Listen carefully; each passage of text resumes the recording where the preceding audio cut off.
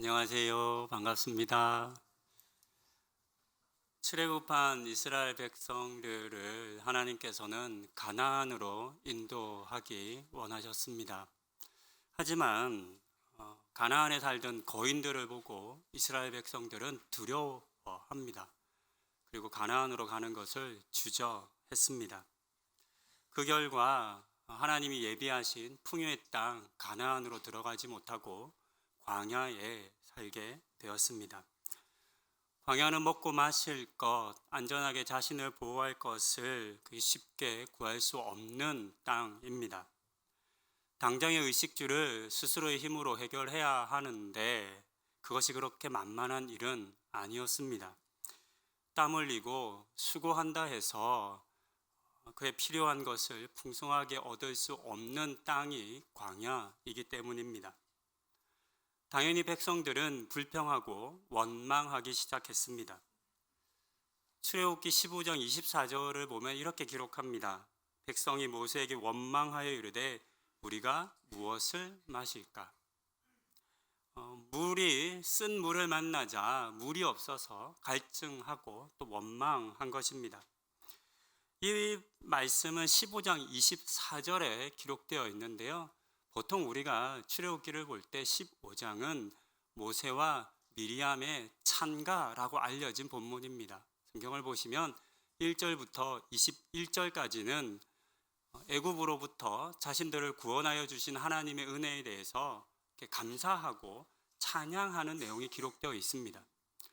21절까지 찬양이었는데 불과 3절밖에 지나지 않아서 그 찬양은 원망으로 불평으로 바뀌었다라고 하는 것을 우리는 확인할 수 있습니다.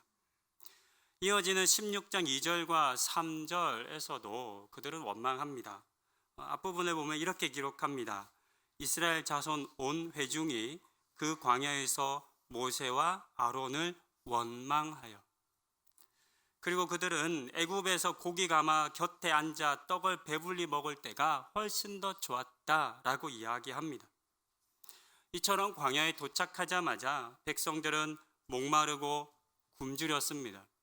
그리고 그러자 하나님과 모세를 원망했고 차라리 애굽이 더 나았다라고 생각하며 돌아가자 말하기까지 했습니다.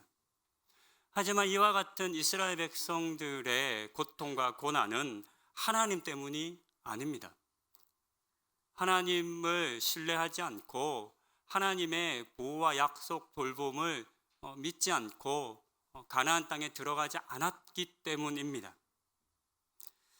하지만 이러한 불평과 원망의 백성들도 하나님께서는 여전히 사랑해 주셨습니다. 그래서 그들을 먹이시고 돌보아 주셨습니다. 마라의 쓴 물은 달게 바꾸어 주어 마시게 하셨고 만나를 광야 생활이 끝날 때까지 보내어 주셔서 그들을 먹여 주셨습니다. 그래서 하나님의 이 보호와 하나님의 은혜를 상징하는 것이 만나입니다. 만나에 대해서 우리가 조금 더 생각해 볼 필요가 있을 것 같습니다. 만나에는 한 가지 특징이 있습니다. 굉장히 중요한 특징인데요. 그것은 다음 날이면, 하루가 지나면 썩는다는 것이었습니다. 16장 19절과 20절은 이렇게 기록합니다. 모세가 그들에게 이르기를 아무든지 아침까지 그것을 남겨두지 말라 하였으나 그들이 모세에게 순종하지 아니하고 더러는 아침까지 두었더니 벌레가 생기고 냄새가 난지라. 모세가 그들에게 노하니라. 하루 만에 이처럼 썩어 버렸습니다. 하루 만에 썩는다는 말은 보관할 수 없다라고 하는 의미입니다. 가질 수 없다, 보관할 수 없다. 만나의 이와 같은 특징은 물질이나 자본을 축적하고 그것을 통해서 얻는 권력과 힘을 또 미래의 안전을 그것을 통해 보장받고자 하는 그와 같은 인간의 욕망과 상충되는 특징입니다. 제가 방금 보았던 20절에서도 다음 날까지 두지 말라라고 하는 모세의 명령이 있었지만 그것을 다음 날까지 두었던 백성들의 모습이 기록되었습니다. 27절에는 안식일에 그 전날에 이틀치를 주었기 때문에 안식일에 나가지 말라 명했음에도 불구하고 안식일 날 만나를 얻기 위해서 거두기 위해서 나갔던 사람들의 이야기도 기록되어 있습니다. 이처럼 사람들은 누구나 더 많이 가지려 하고 또 내일을 위해서 보관하려 합니다. 하지만 만나는 썩어 버렸습니다. 보관할 수 없었고 축적할 수 없었습니다. 이것 때문에 우리는 불안해할 수 있습니다. 왜냐하면 내일을 위해서 남겨둘 수 없다는 것이 또한 우리에게 있어서는 두려움이기 때문입니다. 하지만 또 생각해 보면 이것이 주는 유익도 있습니다. 먼저는 백성들 간에 사람들 간에 많고 적음의 차이가 발생하지 않는다는 점입니다. 누구는 많이 가지고 다른 누구는 적게 가지는 일, 즉 불균형이 생기지 않습니다. 오늘날 우리가 살아가는 현대사회의 큰 문제 중 하나가 소득의 불균형입니다. 많이 가진 사람은 너무 많이 가졌고 반대로 적게 가진 사람은 너무 적게 가졌습니다. 이와 같은 불균형 때문에 사회는 갈등하고 또 분열되고 있습니다. 점점 더 이 소득의 불균형이 그 격차가 커지고 있습니다.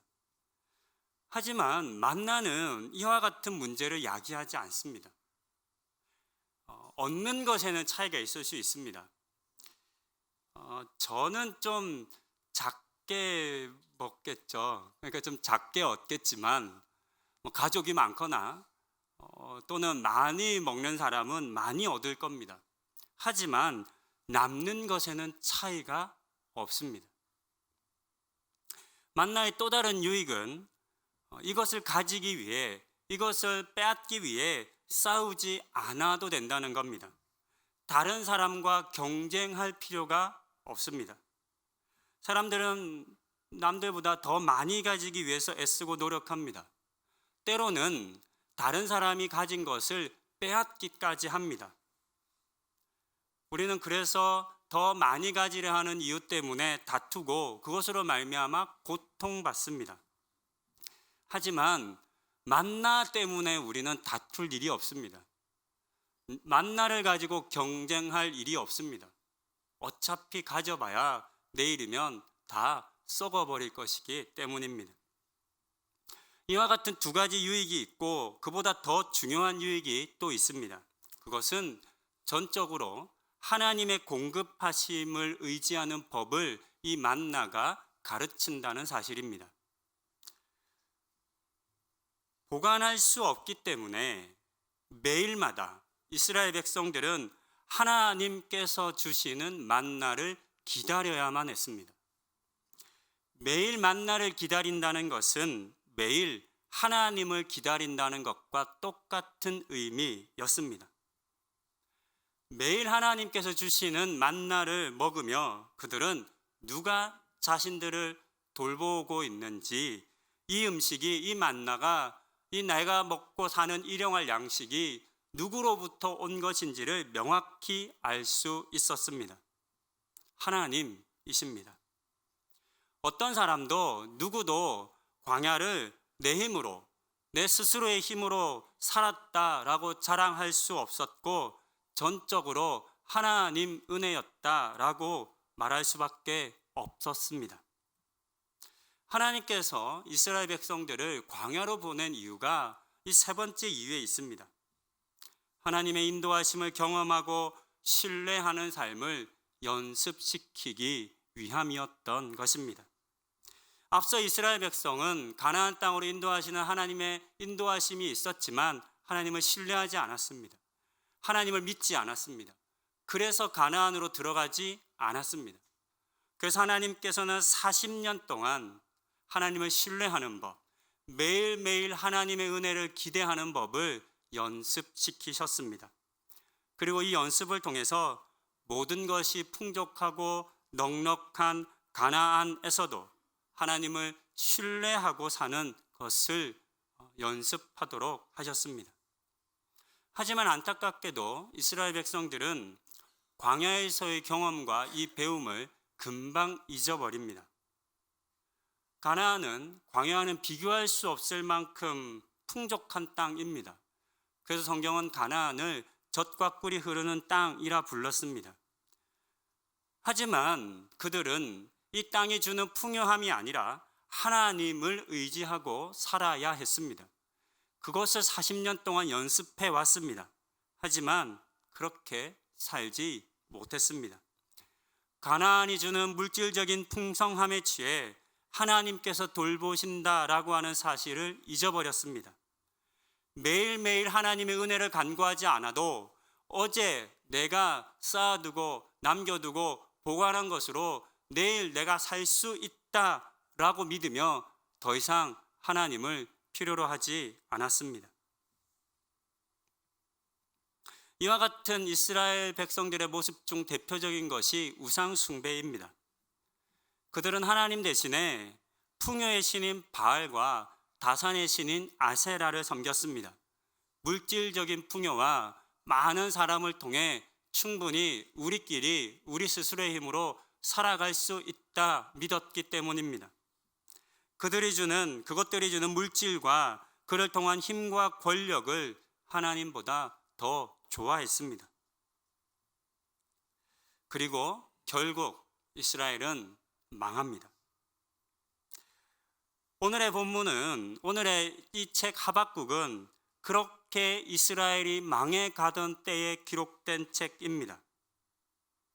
망해가는 이스라엘 백성들을 향해서 하나님을 떠나고 자신의 손을 의지하고 이 땅의 물질과 이 땅의 것을 의지했던 백성들을 향해서 광야에서 배웠던 가르침, 즉 아무것도 없을 때라도 하나님을 신뢰하면 살 수 있다라고 하는 이 사실을 다시 기억하라라고 하는 그런 권면의 말씀입니다. 하박국 선지자는 남유다가 멸망하기 직전인 기원전 600여 년경에 활동했던 선지자였습니다. 당시의 남유다는 매우 혼란했습니다. 609년에 요시야 왕이 애국과의 전쟁에서 죽었습니다. 그 뒤를 이어 여호와스 왕이 세워졌지만 불과 3개월 만에 폐위됩니다. 그 다음은 애굽이 왕을 세우는데 그가 여호야김이었습니다. 그는 애굽에게 잘 보이기 위해서 공물을 보내기 위해서 백성들을 압제했습니다. 하나님의 선지자들을 죽였습니다. 애굽을 정복한 바벨론에게 저항하다가 예루살렘을 빼앗기고 체포되어 포로로 끌려갔습니다. 이 이후로 2명의 왕이 더 있었지만 얼마 지나지 않아서 이스라엘은 결국 바벨론에 의해서 망하게 되었습니다. 이런 상황에 지금 하박국과 이스라엘 백성은 있었습니다. 한마디로 이스라엘 백성은 광야에 있는 것이나 마찬가지 상황이었습니다. 겉으로는 화려하고 번성할 곳인지 모르지만 실상은 아무것도 의지할 것이 없는, 스스로의 힘으로는 살 방법이 없는 그런 상황에 처한 것입니다. 이런 혼란의 때에 이스라엘 백성들은 누구를 의지해야 할까요? 누가 그들을 구원하여 줄까요? 이 질문에 하박국 선지자가 오늘의 본문을 들려줍니다. 오늘의 본문은 하박국의 노래입니다. 하박국의 찬송입니다. 3장 전체가 찬송인데 그 중에서 한 부분입니다. 그에게는 각종 나무의 열매와 동물은 없었지만 그에게는 하나님이 있었습니다. 하나님으로 말미암은 즐거움과 기쁨이 있었습니다. 그 하나님이 힘이 되어 그를 높은 곳을 거침없이 다니는 사슴과 같이 해주셨다라고 그는 노래했습니다. 이와 같은 하박국 선지자의 노래와 고백이 이스라엘 백성들의 노래와 고백이 되어야 하고 또 이 혼란한 시대를 살아가는 오늘 우리의 노래와 고백이 되어야 할 것입니다. 그러기 위해서는 우리는 나에게 하나님이 있다라고 하는 이 사실을 먼저 발견해야만 합니다. 오늘날 우리가 살아가는 시대도 참 혼란합니다. 국제적으로 경제가 어렵습니다. 남북 간의 긴장이 풀리는 것 같지만 그렇지 않고 혼란합니다. 열강들과의 힘겨루기가 계속 이루어져서 어려운 일들이 많습니다.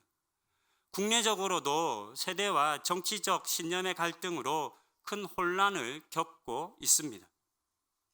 이때 우리는 무엇을 신뢰해야 할까요? 누가 이 어려움에서 우리를 건져내어 줄까요? 위기의 때 사람들은 대체적으로 물질이나 소유의 많음을 의지합니다. 작년부터 올해 금값이 많이 올랐습니다, 여러분. 혹시 아시는지요? 금값이 많이 올랐습니다. 검색해 보니까요, 이런 기사가 있더라고요. 금값이 말 그대로 금값이다. 많이 올랐다는 뜻입니다. 역사적으로 위기의 상황일 때는 언제나 금값이 올랐습니다. 왜냐하면 사람들은 경제적인 위기, 나라의 위기가 닥치면 자신의 그 미래를 안정적인 것에 보장받으려 합니다. 근데 그것에 가장 좋은 것이 금입니다. 시대가 지나도 가치가 떨어지지 않고 어느 나라에서나 통용되기 때문에 금을 가장 중요한 그 기축 자산이라고 여깁니다. 금값이 오른다는 것은 그만큼 많은 사람들이 금을 사기 원한다는 뜻입니다. 그 말은 또 다르게 해석해 보면 사람들이 금을 의지한다는 겁니다. 금을 신뢰한다는 겁니다. 금이 있어야 이 불안한 세상에서, 이 혼돈된 세상에서 견딜 수 있어. 금이 있어야 나중에 혹 문제가 생겨도 우리는 살 수 있어 라고 생각하고 말하는 겁니다. 하지만 우리 그리스도인들은 좀 달라야 하지 않을까요? 그리스도인은 하나님을 믿는 사람들을 일컫는 말입니다.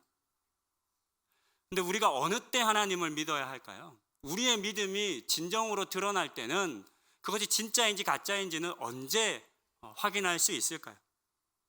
상황이 어렵고 힘들 때, 위기의 때일수록 더욱 우리의 믿음이 요구되어질 것입니다. 힘들고 어려울 때일수록 그리스도인의 진면목이 드러날 것입니다. 힘들고 어려울 때 그리스도인들의 교회의 믿음이 세상 가운데 나타나야 합니다.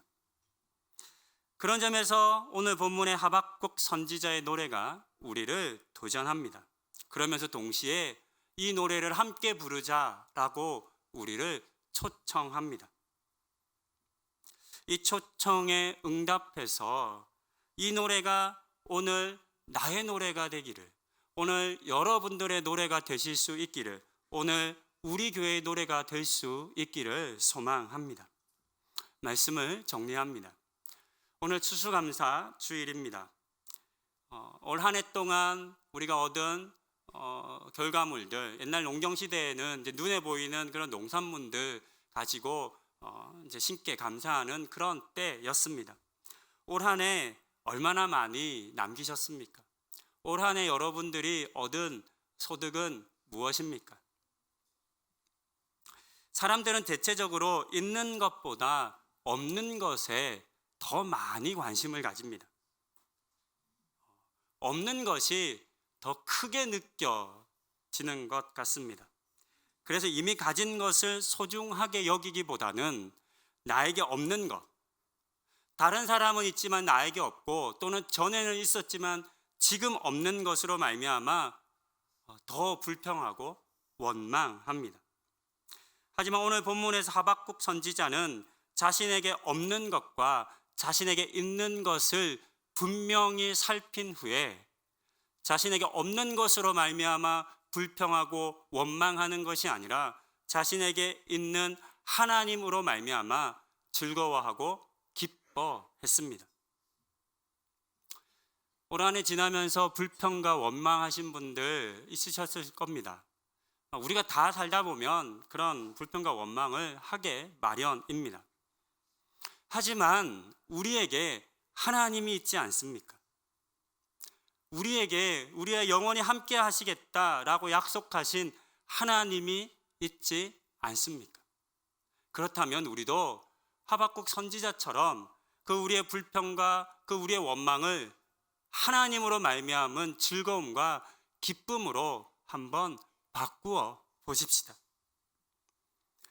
언제나 우리와 함께 하신다 약속하신 하나님을 우리가 믿고 있습니다.